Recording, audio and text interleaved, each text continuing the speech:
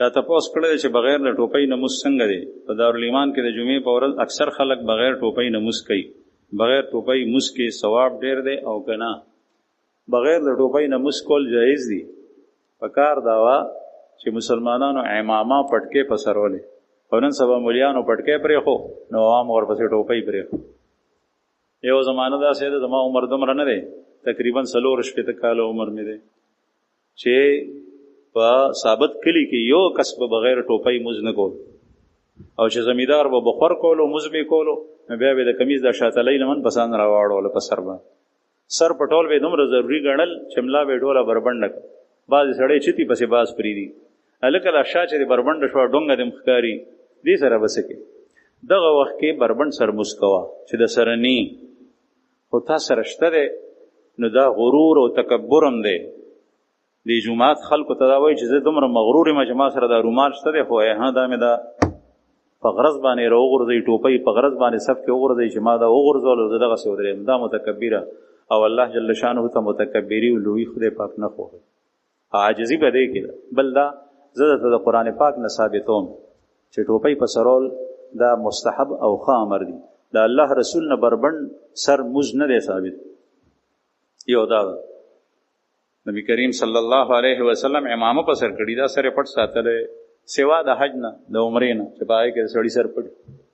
څوک دی ووایي چې دې کې راغلی دي چې د جمعې مونځ پیغمبر علیه السلام کړی دی او سر یې بربند و. زه تاسو ته سر بربند که نه زه به ښه ښکارم که بد، او چې بیا مې سر هم کټایي نو مونځ کوئ خیر دی چې چا سره ټوپۍ نی بربند سر.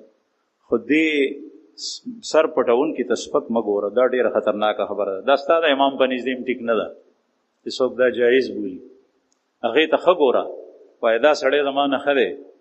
ځکه قرآن کریم کې الله پاک فرمایي خذوا زینتکم عند کل مسجد، ہر نماز کے وقت اور مسجد میں زینت لیا کرو. او د زینت نه مراد ټول مفسرین وی لباس دی، پوشاک دی، چې کله جماعت ته ځې نو لباس اچو. خو دلته دا نه دي فرمایلی چې البسو لباس اچوئ، بلکې البسو لباس اچوئ. زینت ټکې استعمال کړی دی. ولې؟ ځکه چې کله سړی لباس واچوي لیکن زینت نی. اوس زه تاسو نه یو تپوس کوم، که چېرې یو سړی جنګې واچوي او د هغه عورت پټ وي او ګوډې هم پټې وي او پورته نه شرټ واچوي، دا بې لمنو کمیس او لستوڼې هم بربند وي، نو دم ځان پټ کړی لباس دی لیکن زینت نه دی. د سړي ښایست په دې کې دی چې دی زینت وي، کمیس هم وي، پرتوګ هم وي، سر هم پټ وي یا پټکې په سر وي، دا اوس زینت.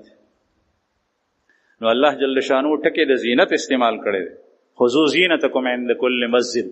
او دا یاد ساتئ د معزز او محترم مسلمان لپاره سر بربند ساتل دا زینت نه دی، دا لالکانو کار دی او داسې لوفري غونې ده چې یو سړی بربند سر ګرځي.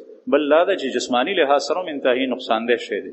کومو علاقو کې چې خلک پټکي په سره وي، په دې غریزو علاقو کې یا په افغانستان کې چې کوم علاقو کې خلک پټکي په سره وي، د هغې عمرونه ډېري، او چې کوم سړی پټکی او ټوپۍ نه په سرې په دې سور نور باندې دغسې ګرځي، نو دا پورته نور دی ډېر زیات ګرم، دا یې په دې سر کې دا مازغه داسې خوټکۍ لکه دا کټوۍ چې په اور باندې پرته وي او یشېږي.